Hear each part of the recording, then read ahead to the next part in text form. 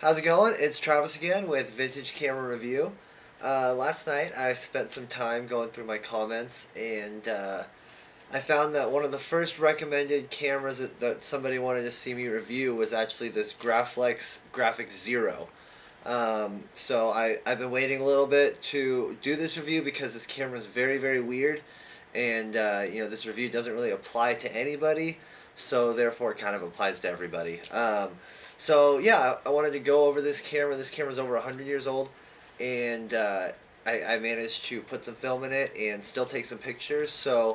Um, we're going to talk a little bit about this very interesting contraption, and we'll also get a closer look at some of the crazy, crazy things that they used to put on these cameras back in the day.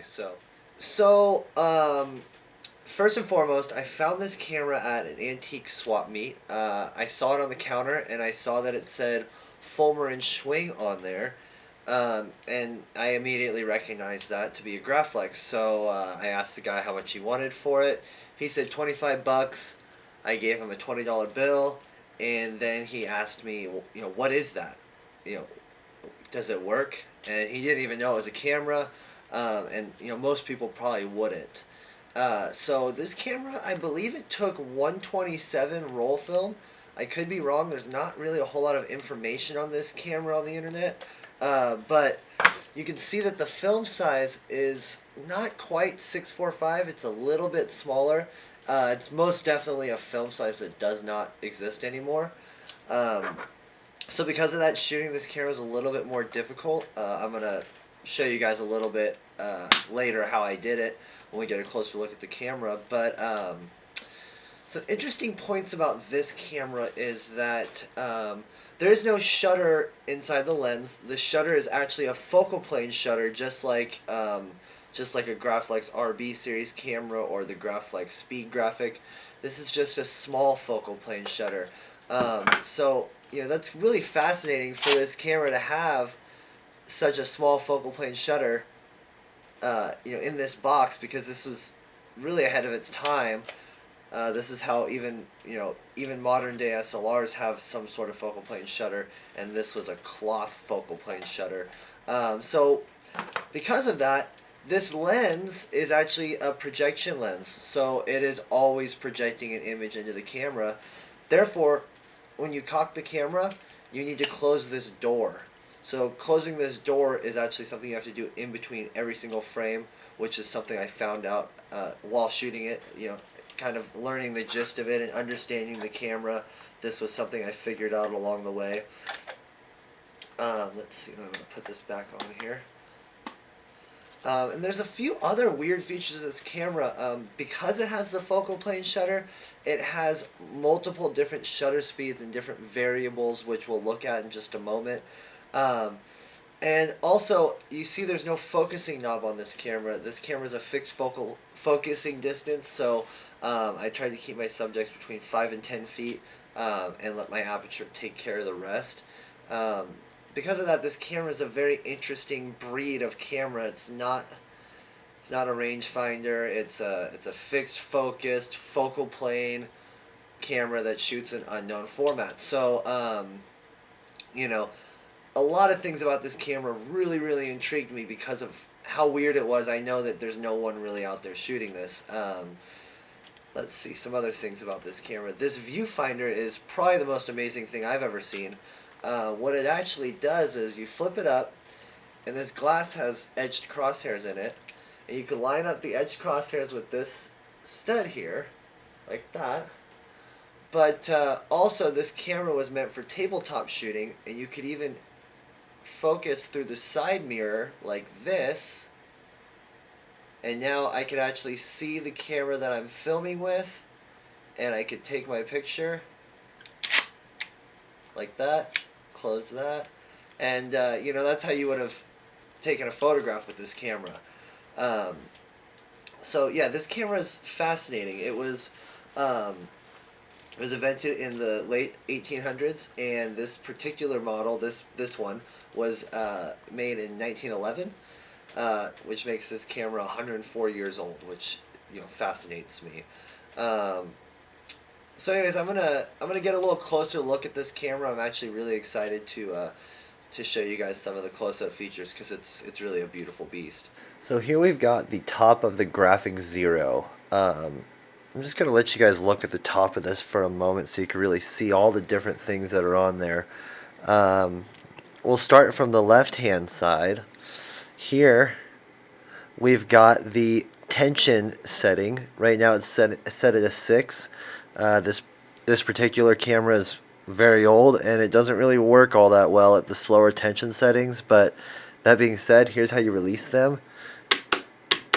Now we're at a 5, 4, 3, and this is much like a larger Graflex SLR in that it's really the same exact system, it's just on a smaller scale, which you know, it's really amazing that they were able to fit all this into this tiny camera. So here we're going to increase our tension back to 6.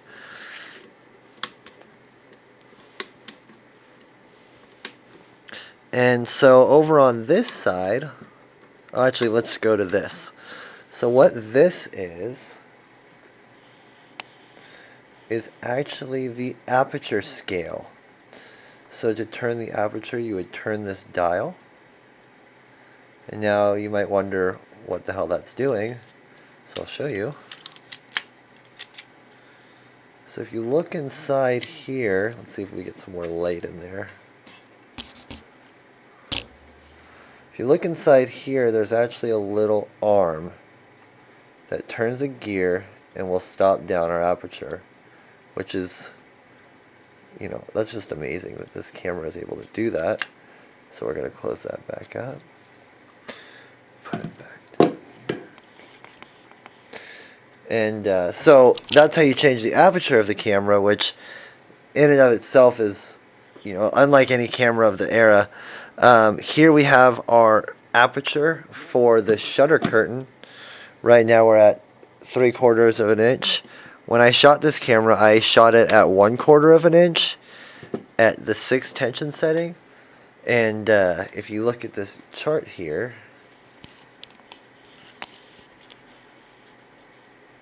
you can see that 1/4 of a second at 6 tension setting would be 500th of a second. Now, was I really achieving 500th? Probably not, but I like to, I had to leave it at somewhere so I could get an idea when I got my film back if I was right or not. Now, here's the viewfinder that I was showing you guys about. So as you can see, the crosshairs would line up like this for a shot, but then you could also line up the crosshairs from the side. Let's see. Watch this. See, there's our needle on the other side. That's just fascinating. This was intended for tabletop shooting if you were trying to be discreet with your loud slapping rear curtain shutter. I don't know how one would try to be discreet with that, but someone tried to be. And as you see, the way this camera works is when you press the shutter release, this door actually opens, allowing the film to be exposed as the curtain goes. And see here we have a Kodak and a Stigmat. This is a, what focal length is it? 72mm f6.3. So, you know, it's pretty easy to get good focus with this lens, and you see how beautiful it is. This is the only piece on the camera missing leather. We have a bulb and a time setting here that I don't dare mess with. We've got some strap lugs on the side that are just built with the utmost quality. Now let's get into the back of the camera so I can show you guys exactly how I use this thing. So on the car drive home, I tinkered and tinkered and tinkered with this, trying to figure out how to shoot it. And look at here, we have, hold on, we got to see this part. We have our patent dates. 1894 was the first year that this design was patented. The last year being 1911, and then this camera must have been made. You can see the years between. There's a 1909 here, so this was probably made shortly after 1911. I taped the inside of the hole, so let's go back to the camera. Anyways, So what I did was, if you see here, this pulls out and this pulls out to release the film. Now, I got a piece of plastic straw, just a, you know, like a straw from a restaurant or something, and I cut it. This is a little bit heavier duty than a throwaway straw. It's like a, you know, permanent straw. So I cut it to fit onto these studs here, and then therefore I was able to fit a 35mm canister in there like this. Pull this up, and if you see, there's actually a flap on this top one. There's a little bit of a lip that grabs the inside of the film canister and will actually wind it. So let me get back on topic. So I would put this in here like this, and I used the straw at the bottom. It was quite a pain in the ass, I have to admit, to put it all together, but there we go. So I have one over here.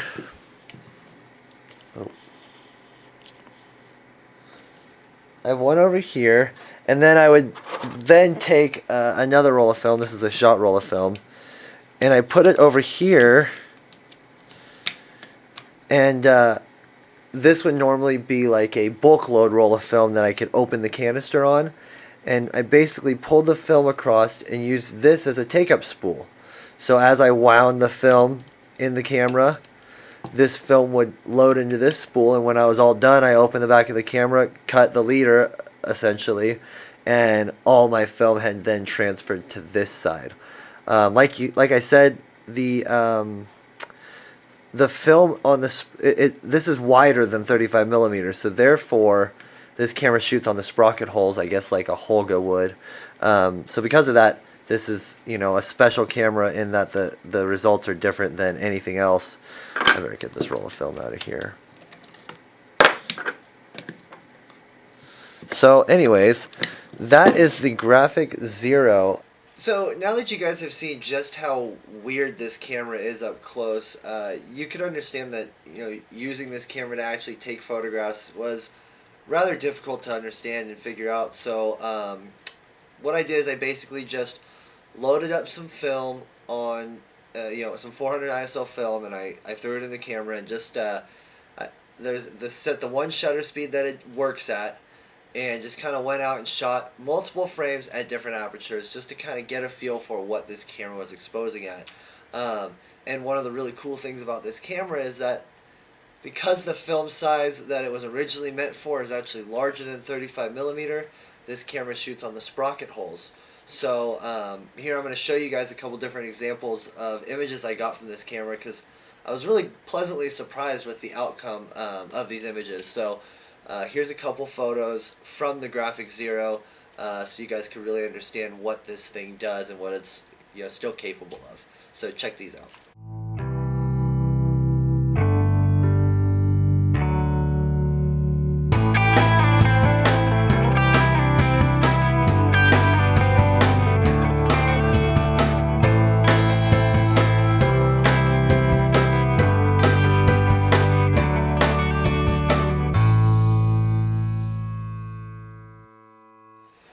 Well guys, I just wanted to thank you again for watching. I really enjoyed doing this review on the Graphic Zero.